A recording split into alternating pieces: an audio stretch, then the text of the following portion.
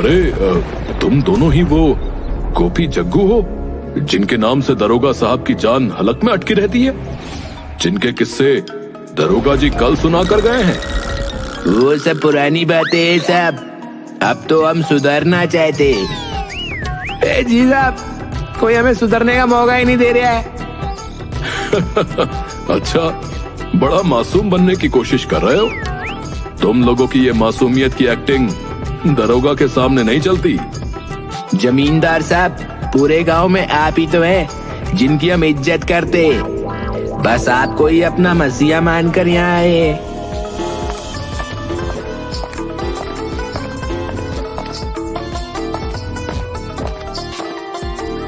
पिताजी, कौन है ये लोग?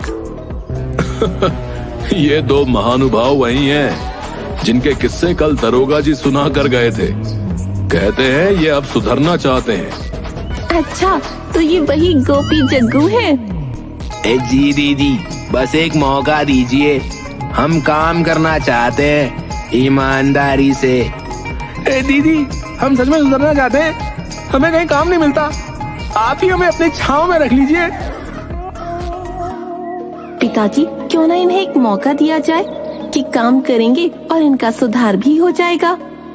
भरोसा नहीं कर सकते तो एक काम करें, इन्हें काम के बदले बस खाना पीना दीजिए, पैसे मत दीजिए। ऐसे में अगर ये सच में सुधरना चाहते हैं तो रुकेंगे, वरना खुद ही भाग जाएंगे। हाँ, ये बात तो सही है। अच्छा सुनो गोपी जग्गू, काम करोगे तो सिर्फ खाने को मिलेगा, पैसा वैसा कुछ नहीं, समझे? साहब, हमें तो बस मौका चाहिए, काम के नाम पर आप जो देंगे वही सही। बिल्कुल, हमें आपके यहाँ काम करना है, पैसे बाद में देखेंगे ना। जमींदार और सौम्या दोनों सहमति में सिर हिलाते हैं। तो ठीक है, कल से काम पर लग जाओ। सुबह उठकर साफ सफाई से लेकर बगीचे की देखभाल सब तुम्हारे जिम्मे। जी साहब, आप निश्चिंत रहिए, सब चमकता हुआ मिलेगा, एकदम चकाचक। बहुत बहुत धन्यवाद साहब, आपने हमें मौका दिया। जमींदार के मन में एक मुस्कान है, क्योंकि बिना पैसे दिए दोनों को काम पर रख लिया है। गोपी जग्गू एक दूसरे की ओर देखकर मुस्कुराते हैं और अंदर जाते हैं। गांव की चौपाल पर मुखिया जी और उसकी पत्नी बिंदिया बैठे हैं। बिंदिया उत्साह में मुखिया को बताती है, सुनो जी, आपको पता है जमींदार ने वो मशहूर गोपी जग्गू चोरों को अपनी हवेली में नौकर रख लिया है। चुप कर बिंदिया, बड़ी बड़ी बातें हैं बड़े बड़े लोगों के बीच, तू चपड़ चपड़ बंद कर।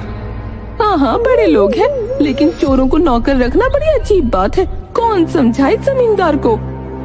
जो करना है करने दे जमींदार को, हम क्यों चिंता करें भाई।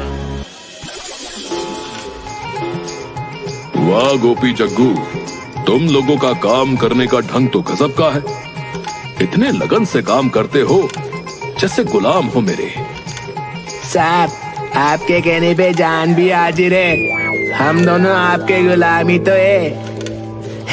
और साहब, आज रात को आपको एक लोरी भी सुनाएंगे, नींद भी सुकून की आएगी यहाँ।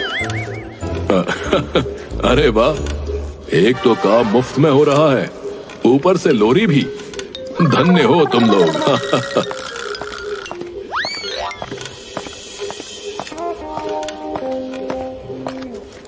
अरे बिटिया, सच में तूने तो कमाल कर दिया।